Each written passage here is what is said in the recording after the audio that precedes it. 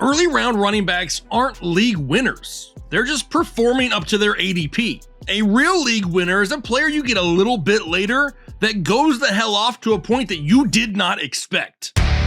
So in today's show, we're going to be looking at a few running backs who rank outside top 12 at their position. But then we're going to try to find those guys with the best chances to finish top 12. But first, I need to announce a giveaway winner and then tell you what we're giving away next. So in one of my shows last week, I was giving away a Bryce Young signed football right here. This thing is straight fire. But since we hit our like goal, I randomly selected a winner from the comment section of that video, and congratulations to JFlamingo1990. Be sure to send me an email to info@thefantasyheadliners.com, and I'm going to get you hooked up with this. But what can I give away in this video? How about a full-size, signed Stefon Diggs Salute to Service Buffalo Bills helmet? Diggs' name been in the news here as of late. A lot of people said that maybe he wanted out of Buffalo. Diggs himself was like, nah, I want to retire in Buffalo. Sweet, full-sized helmet right here.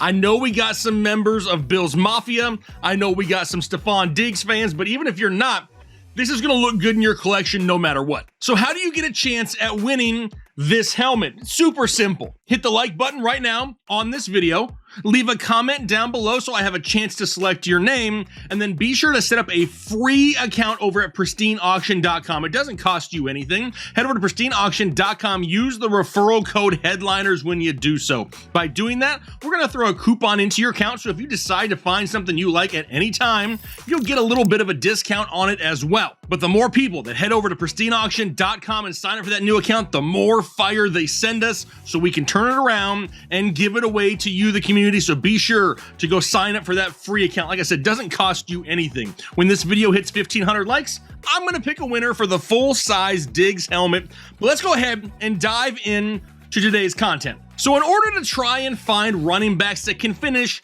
inside the top 12 at the position, we need to know what it takes to finish inside the top 12. Luckily, we have that information. We have that historical data. I pulled it right out of the draft guide. On average, the running back 12 in half PPR scoring scores right around 207 fantasy points per season. But what does that really look like in terms of stat lines? Well, I've put together a few lists here of maybe what you can look for if you're trying to get that 207 fantasy points. And as you can see on the screen, I kind of looked at it a few different ways, right? We went for touchdown totals anywhere from 6, 7, 8, 9, 10. Some yardage totals, and this is all in total yards, anywhere from 1,300 to 1,700. We got to factor in receptions as well, all the way up to 82 receptions, down to somebody who wouldn't get hardly any receptions. I wanted to make sure that we had a span of stat lines that kind of gives you an understanding of what we would need from a player to have a chance at top 12. And we've really seen this happen in past seasons, right? Running backs selected outside the top 12 that happen to have a great season and finish well inside it. Just last year in 2022, Josh Jacobs, his ADP was 47th, almost at the very end of the 4th round. Dude had 2,053 total yards, 12 touchdowns, 53 receptions.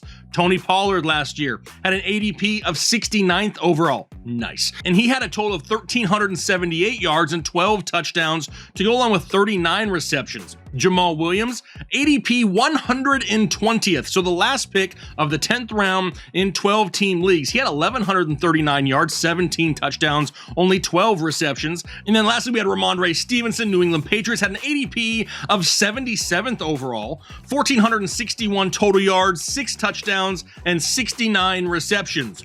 In 2021, same thing kind of happened again with a few other running backs. James Conner had an ADP of 97th overall, had 1,127 yards, 18 touchdowns on 37 receptions. Cordero Patterson that year as well, 236th overall. Nobody drafted Cordero Patterson. 1,166 yards, 11 touchdowns, 52 receptions. So let's go ahead and take a look at a few of the running backs that I consider to be the best options to make this leap in 2023.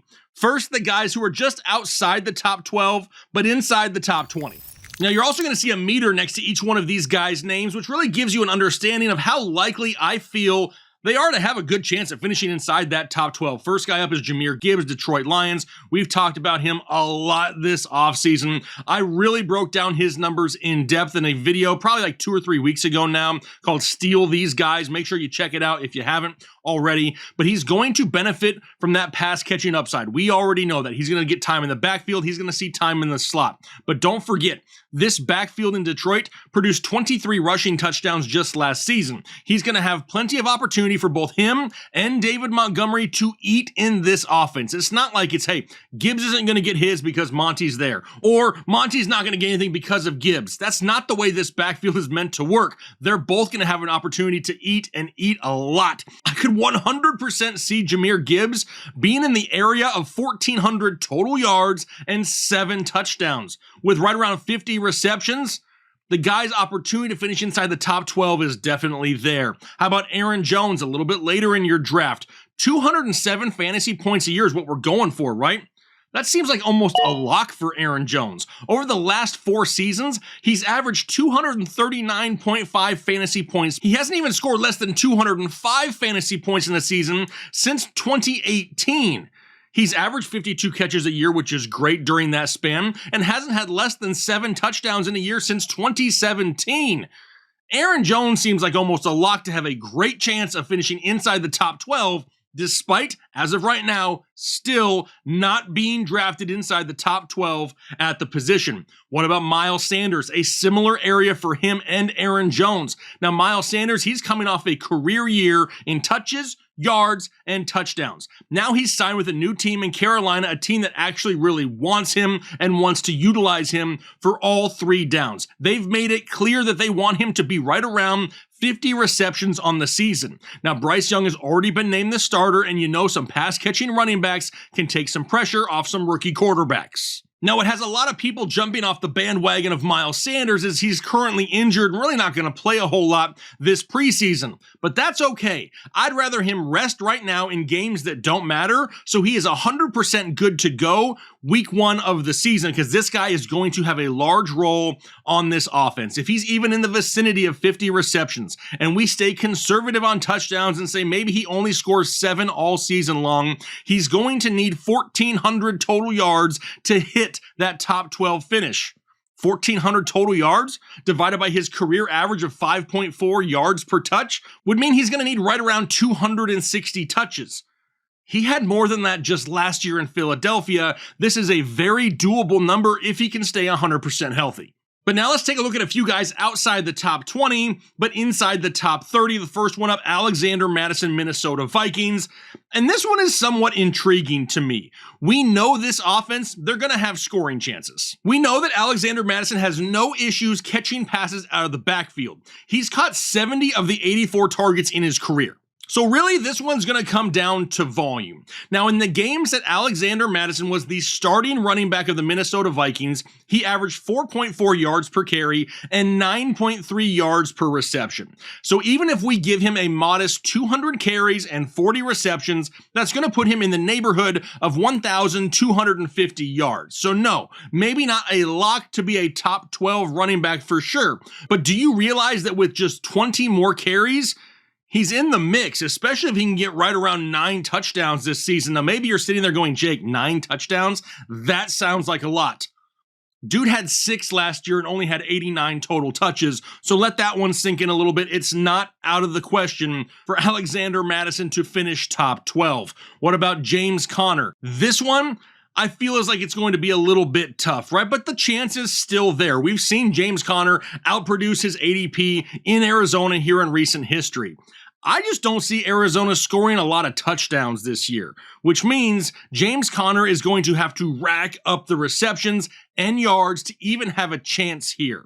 Now, we know he doesn't have a whole lot of competition in the backfield for touches, which is great. But we also know that Kyler Murray is not going to be 100% healthy till mid-season, so backups, they're going to be a little bit reliant on him, which is a good thing. But he hasn't had more than 239 total touches in a season since he's been in Arizona. Health-wise, he's never played a full year in the NFL. He has averaged right around 40 receptions a season over the last 2 years as a Cardinal, which will help him a little bit. Like last year, though, he had 8 touchdowns. And if that number drops at all, which I kind of expect it to, what if it even drops to 7?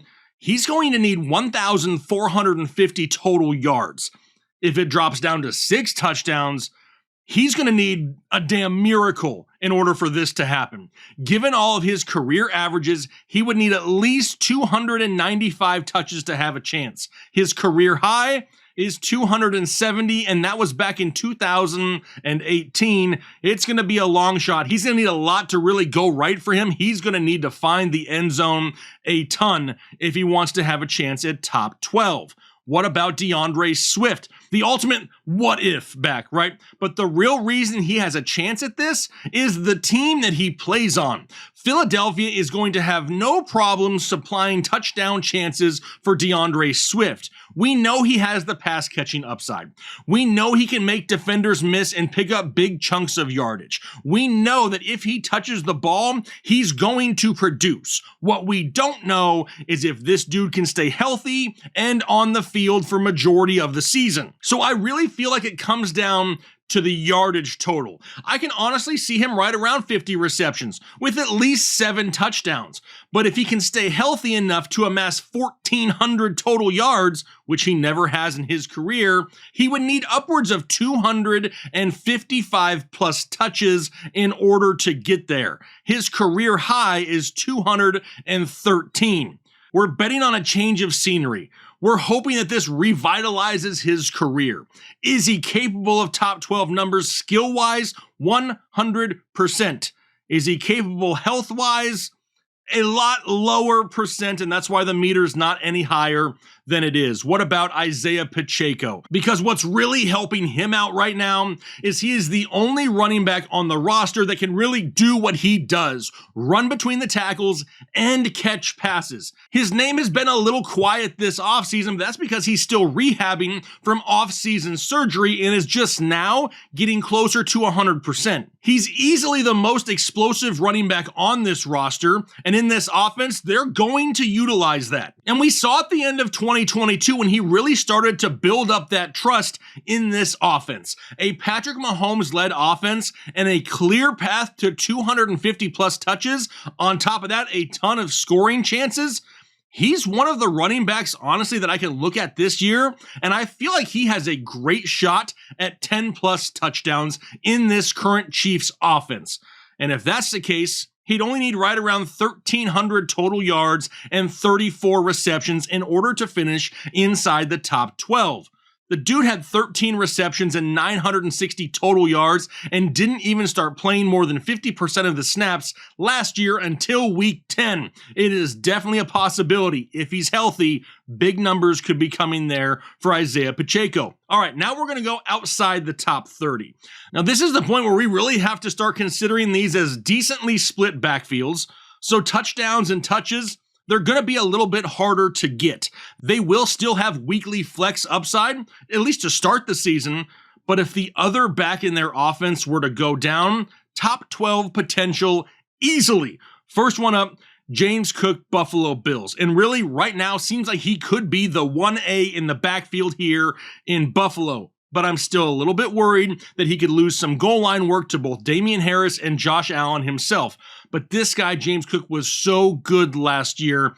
He just needed more volume. Every time he touched the ball, he made something happen. But we need Buffalo to commit 15 plus touches per game, and that's what has me a little bit concerned. Do the Buffalo Bills really care about our fantasy thoughts? No, not at all. He would need more than double the touches this year that he had last year in 2022 to even have a chance at top 12. Now, he could definitely outperform his ADP 100%, but top 12, it's going to be a little bit of a stretch, and he's going to need multiple injuries to this offense to where they're really having to force feed him the ball weekly. What about David Montgomery? Now, he's filling the role vacated by Jamal Williams from just last year. We know it's a high-powered offense that's going to have touchdown opportunities in Detroit. And we also know that David Montgomery is going to get the majority of the groundwork. Plenty of touchdown opportunities.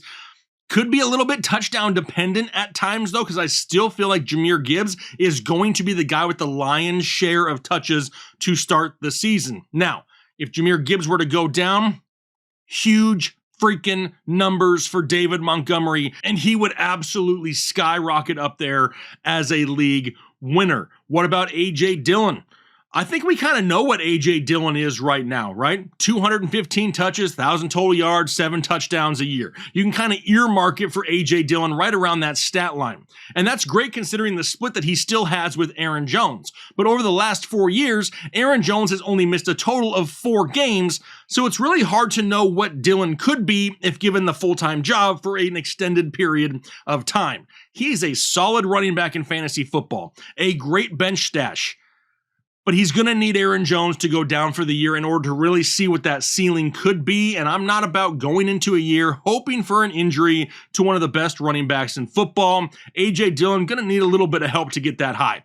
What about Antonio Gibson? Now, this is pretty similar to the A.J. Dillon situation. But now we have a new offense in Washington with a new offensive coordinator in Eric Bieniemy over from Kansas City. A new quarterback now in Sam Howell under center, who I absolutely love. He's going to give them more scoring chances than maybe we've seen in years past in Washington. We know that Antonio Gibson is going to have the larger pass catching role, but he's still going to lose a lot of that early down work to Brian Robinson, and deservedly so. Brian Robinson may be the better between the tackle runner in this offense. Anything happens to Brian Robinson, Antonio Gibson could easily flirt with top 12 numbers. We've seen him even do it in the past. But that'll take us to guys now outside the top 40. Guys who I consider highly doubtful to finish top 12 without a major injury on their team. And the first one there is Tyler Algier. Obviously, everyone knows that Bijan Robinson is going to dominate backfield touches in Atlanta over Tyler Algier. Algier's still going to get some weekly run, but nowhere near enough to be fantasy startable unless something happens to Bijan Robinson. How about Jaylen Warren? Everybody wants to talk about Jaylen Warren right now in Pittsburgh. And yeah, the kid looks great in the preseason. He looked great when he touched the ball last year. But I can't get excited over preseason hype when the guy is out there against a bunch of backups. I'm not going to come out and just say Najee Harris is horrible because of Jaylen Warren. They're kind of two different skill sets. I really kind of compare it to what we saw last year maybe in Dallas between Ezekiel Elliott and Tony Pollard. They can both coexist in this backfield that now has a better offensive line and plenty of weapons on the outside, but Jaylen Warren doesn't touch the top 12 unless something happens to Najee Harris. Same with Tank Bigsby in Jacksonville. Going to have a role. Going to have some solid games. Not going to be top 12 unless something happens to Travis Etienne. And then lastly, a name that a lot of people are bringing up, Deuce Vaughn in Dallas. I love to see Deuce Vaughn running around a football. It's almost hard to see him running around a football, but he's like hiding behind players. The dude is so tiny. And he could have himself a little niche role in Dallas. Not taking anything away from him. Is it going to be enough to be top 12 in fantasy football? Not with Tony Pollard there. He's going to soak up too much volume. And Deuce Vaughn isn't really somebody who I see as a quote-unquote bell cow running back in the NFL. If something were to happen to Tony Pollard, he could have some exciting plays this year, but he ain't sniffing the top 12. So which of these guys do you look at as being that potential league winner? That guy that you get a little bit later that completely outperforms his ADP and takes your team to the next level? Be sure to let me know down below in the comment section. That's how you have a chance to be randomly selected for the signed Stefon Diggs full-size salute to service helmet right here. Hit that like button as soon as we hit 1,500 likes. I'll pick that winner for that helmet, but hopefully you guys have a great rest of your day and then do your part to make the world a better place.